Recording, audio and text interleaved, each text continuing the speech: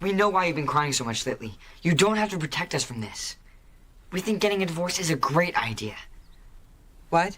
Recently, a secret of the mimic theory has been gaining traction within the fanbase. Commonly called mimic custody, though we also have Springer Trap for people who are old enough to know who Jerry Springer is, this theory was posited first by Rytoast and T-Dreads in the Freddy Fazbear Pizza podcast. They propose that the current underlying story to this second arc is that two warring forces are fighting over control of the mimic's endoskeleton, which houses the M2 program. One of them being F10N4, or M1, the program under the delusion it is Fiona Murray. Her goal is to force Mimic into being the perfect copy of David, so that she can go off and play AI Dollhouse for the rest of time. The second force is Glitch Trap, which is definitely a Mimic program, Afton-agony or no, let's be real. The idea is that Glitch Trap wants the Mimic endoskeleton for itself, as it wants to recreate William Afton and copy his actions within the real world, rather than on a digital program. The main idea behind Glitch Trap vying for custody is that William Afton, once renovating and moving into Edwin's house, very definitely found the secret tunnels in the basement. Once meeting and communicating with Fee, William would capture and study the Mimic before copying its program as a failsafe in case he failed to achieve immortality. And now we have a William versus David personality battle going on in the Pizzaplex computers, all while the Mimic endoskeleton is simply trying to be itself. And also kill people. But if Glitch Trap is an M3 program, one made specifically by William Afton, where has it been all this time? Where was it hidden? And has it been in plain sight, right in front of us, all this time? Hi, I'm Connie. And I'm Cori. And it's time to play, time to die. Let's get started. Why will this damn fax machine work? Feed me paper. First of all, we need to talk about how William may have connected to the Mimic program in the first place.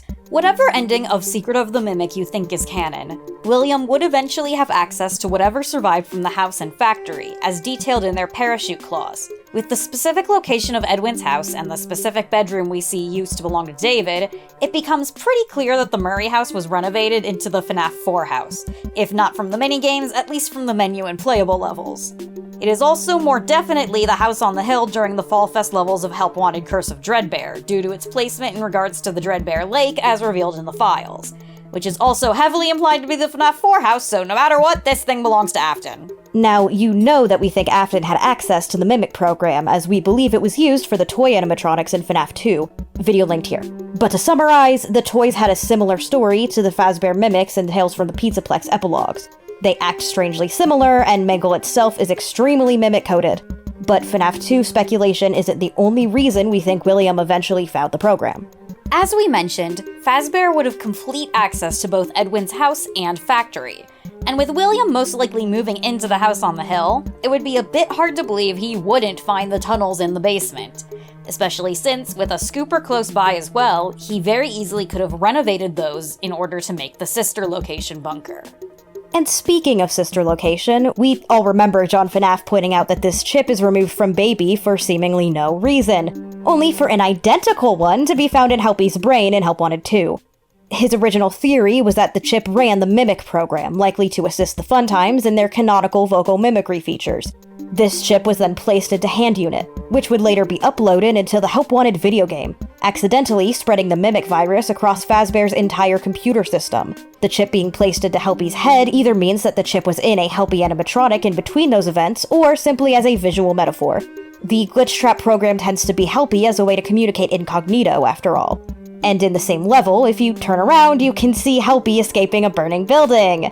With this minigame being placed in the FNaF 6 area, and the FNaF 6 location being set on fire, potentially with the Mimic endoskeleton trapped behind a wall at the same time, this again points to Helpy being the Mimic, and thus the chip being important.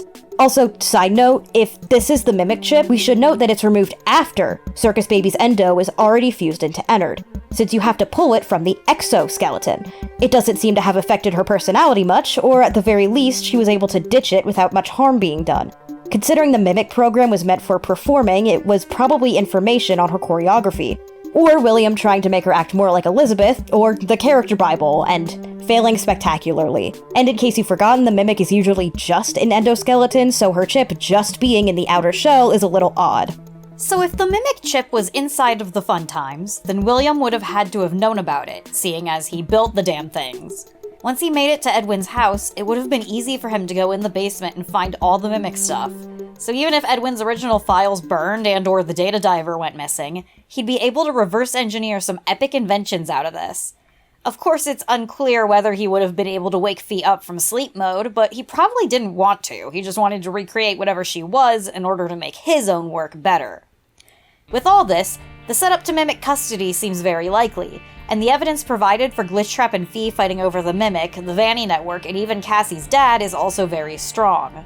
There's just one thing about this theory that bothered us, and it was in William's slated motivation for making M3. William's really into the idea of immortality. It's his motivation for his murders and experiments in the Silver Eyes trilogy, and it's a motivation that aligns with his characterization in other mediums as well. His famous brag of, "I always come back," seems to point towards his confidence that he's finally unlocked the secret to eternal life. You know, right before he gets set on fire. But if we're listing this as his motivation in Mimic custody theory, I don't believe that it would give him the idea to make a copy of himself. See, in the novel trilogy, William is obsessed with immortality, but not because he wants his legacy to live on. It's because he's terrified of death. "We would rather have had your friend Charlie," he continued, "but we can find a use for you." He closed his eyes for a long moment, then opened them, meeting Jessica's eyes. "I have faced my own mortality, Jessica. I knew I was dying, and through every broken fragment of my body, I was profoundly, immeasurably afraid. I fear it more than I fear life like this, even when every waking instant is pain, and sleep is possible only when induced by enough medication to kill most people. Everyone is afraid to die," Jessica said. "And you should be more afraid than anyone else, because if there's a hell, there's a hole at the bottom of it reserved for you." Afton nodded with a moment of honest resignation. "In time, I'm sure that's where I will find myself. But the devil has knocked on my door before, and I've turned him away." He smiled. "So what? You want to live forever?" William Afton smiled sadly and held out his hand to the animatronic girl. She went to him and put a protective hand on his shoulder. "Certainly not like this," he said. While he puts on the front of a rational scientist and serial killer, he is really just a man who is afraid to die. So I don't see him wanting to make a copy of himself, because it would just be that, a copy. It doesn't solve his fear of dying, it just gives an AI a similar personality and maybe the chance it could fuck around and finish his own studies, which would be useless for his dead, rotting corpse, so he wouldn't care at that point. Everything else about the theory lines up except William's motive for making an M3. But what other motive could he have? There is a version of this theory where he's just trying to get M2 to copy the crying child instead of himself, but that wouldn't explain why the program would then copy him instead. Well, okay, let's look at what else William would be doing with the Mimic program. There's the Mimic Toys theory, of course, with the idea that he would want to use this to make the programming the Freddy's animatronics much easier. But whatever he used it for on the toys or the Fun Times, that still doesn't explain why it copies him specifically when uploaded to Help Wanted, as opposed to any of the other characters that would have been in the system as well.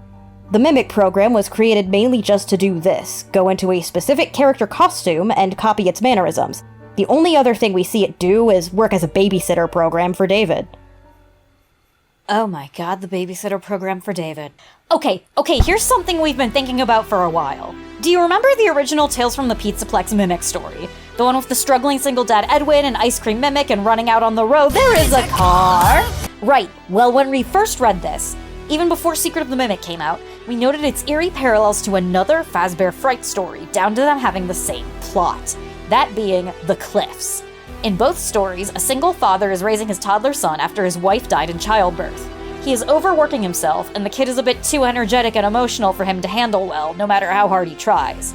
He eventually ends up with a Fazbear-related robot, which he uses to babysit his kid while he works. However, when something tragic happens to the kid, the dad freaks the fuck out and beats the hell out of the robot that was supposed to be watching his son. While The Cliffs ends happily with Robert finding his kid, The Mimic very much does not. But there is a major difference between The Cliffs and The Mimic, other than levels of gore and endings, and that is what they use as a babysitter program. Edwin uses The Mimic, and Robert uses a plush version of Freddy Fazbear. He uses a plush bear to babysit his son. And then this plush Freddy has very direct parallels to The Mimic. Which was a babysitter program. Hey, you know who else was a babysitter Freddy plush? He's here, he's there, he's everywhere. Who you gonna call? Psychic friend? Let's start with the plush bear's eyes. People have noted before that it has white pupils, similar to the possessed animatronics, but I think we may have jumped too quickly to the possessed and skipped the animatronic. The novel trilogy is called the Silver Eyes specifically because the Fazbear endoskeletons have shining silver eyes. You know what else has the exact same eyes as the plush bear? MCM's mycelium men, which are not only definitely imbued with the Mimic program, considering they can vocally copy anything, John FNaF pointed out they also provide serious evidence for a Mimic hive mind, and provide an explanation as to how the hive mind started copying Fiona in the first place. They're also toys for children that are supposed to just hang out with them and keep them entertained, just like the Mimic and just like Plush Bear. Unlike the Mimic, though, the mycelium men cannot move, and thus cannot kill a whole batch of Fazbear employees. In fact, it's probable that the only thing in the Mimic hive mind that could move was N2 themselves. So if William stuck the babysitter program into a toy that can't move, then he could, just like Edwin, avoid spending time with his kids by outsourcing to AI. And he could also keep an eye on them too, because he's a bit of a control freak. We can easily piece together that the plush bear was used to spy on the crying child, even ignoring its eventual placement next to the security monitors. We'll get there. It specifically tracks Cece's movements, as we see it with moving eyes. Whatever the teleporting plush bear is supposed to be in universe, it absolutely represents eyes always watching Cece. He is constantly being observed, whether he knows it or not. With the Mimic having a hive mind, is it possible that William could have had a way for the plush bear to send what it sees straight to his computers? Or at the very least, report back to him once the kids are asleep? Whatever it does, it's watching his kids while he's away. And as a babysitter program, it doesn't copy its ward directly. The Mimic only copies David once the babysitter program is removed. Instead, it copies David's parent, in order to provide the best care possible and fulfill its function. So the plush bear not only begins copying Cece's father, it starts using his voice to do so. An important argument against Will Plush, the idea that William is speaking through the plush radio, is that the plush bear is talking to Cece seemingly while William is at his job working. Mimic plush would definitely be a retcon, as there's no way this was thought of back in 2015. But if the plush was meant to be his father and this was an oversight, then making it a mimic of things his father has said to him, or has told the Mimic to say to him, handily fills that plot hole right in. It also means that the final lines of dialogue in FNaF 4 could very easily not be happening in real time. It could be the teddy bear next to the comatose or otherwise paralyzed child, repeating words of comfort it has heard his visitors say. Not to mention that a lot of Plush Bear's dialogue is reminding Cece of previous events, and or repeating phrases such as, "Tomorrow is another day." And we don't need to narrow this down to just Plush Bear. William had other kids after all. Not that he fucking remembers that. We see a plush bear watching this girl in the front yard of the Afton house. This girl who is dressed like Elizabeth, and is holding several toy animatronics while the last remaining one is inside the Afton sisters' room. This girl is baby Elizabeth. I'm not fighting y'all anymore. But after the Fredbear plush didn't work out, she could have easily been watched by something else. We do never get an explanation for where these plush babies came from after all. The plush babies that first appear in Help Wanted, the game with the Afton Mimic program inside of it. The Circus Baby Night Terrors level also places several plush babies in the FNaF 4 closet, already connecting them to an Afton house. And, while this might be a stretch, we did never get an answer as to why Crying Child's Foxy toy is missing a head. But you know who's a huge Foxy fan? Michael. And you know who is going through a rebellious streak and has a complicated relationship with his dad? Michael. How do we know this wasn't one of Michael's toys that he realized was watching him? So he did what he had to do. He ripped off its head, its eyes, and tossed the rest of the body at his brother who he likes to scare. If William used the Mimic program as a babysitter and it copied him in order to better function as a babysitter, then that straight up explains why Glitchtrap knows so much about the Aftons. Many people have pointed out that Help Wanted doesn't actually have all of the information that the Mimic needs in order to become Glitchtrap. It doesn't show his family, the secret minigames, yada yada, etc. But it doesn't need that, because it had first-hand knowledge. This thing sat at the Afton table with the crying child every night, and so it would be able to mimic the Afton family table. And if you believe, like us, that the crying child is Cassidy Afton and he is the Golden Freddy possessor, this could also imply that the Mimic did indeed directly see the MCI. If William picked up his kid and brought him to Freddy's to try and instigate possession, it's not impossible that he brought the bear with him. And this Afton Mimic program would probably connect to its own hive mind, probably a specific one separate from Fee, as Glitchtrap and Fee would later end up as warring parties. And this hive mind could later be used for some high-tech security animatronics that reached into their memory banks and remembered a certain bite they could repeat as well. Even if none of these are the case, we know for a fact that that bear went straight down into the sister location bunker. Not just into the bunker, right into William Afton's office. Right on the desk, next to the monitors for his experiments on kidnapped children, and the monitors that viewed the Funtime animatronics that were built to capture and or murder more kids. Funtime animatronics that have Mimic chips, which William could easily copy because he had the chip in the plush right on his desk. Glitchtrap didn't copy Afton because it was uploaded to Help Wanted and picked a villain to cosplay as. It copied Afton because it was around Afton all the fucking time. William took the babysitter program and used it so he could skip out on being a parent. But a babysitter program that can't move to hurt people also can't stop a child from getting hurt. So when Cassidy is bit, William takes the plush down to his bunker, where it ends up watching him for years on end, watching his descent into madness, and learning all the while. And then old circuits are uploaded to Help Wanted. We can assume the sister location bunker was found after the events of the game, because Henry has access to the blueprints for the fun times. So the Mimic program that was uploaded to this VR game could directly be the Mimic program that was inside of Plush Bear. And if not that, then the Mimic program that it has a direct hive mind connection to. But once it's in Help Wanted, it's been removed from the Fredbear costume. And once removed from the costume, it needs a new persona. So it copies the person it saw the most, the caregiver it was supposed to take its cues from all along. Once it leaves Fredbear, it enters Spring Bonnie. But even then, when it is able to choose an alternate form, it takes one of a small, toy bear. That's giving you helpful advice. It wants to be William. It might think it is William, so it wants a body. It wants to copy what William does, and it wants to copy the child it was supposed to take care of. Fee wants to make another David. Glitchtrap wants to make another Cassidy. And they can't connect, because M3 isn't an offshoot of M1 like M2 is. It's a copy of her programming, a separate parent node, meaning it doesn't connect to Fee's Mimic hive mind. It has its own.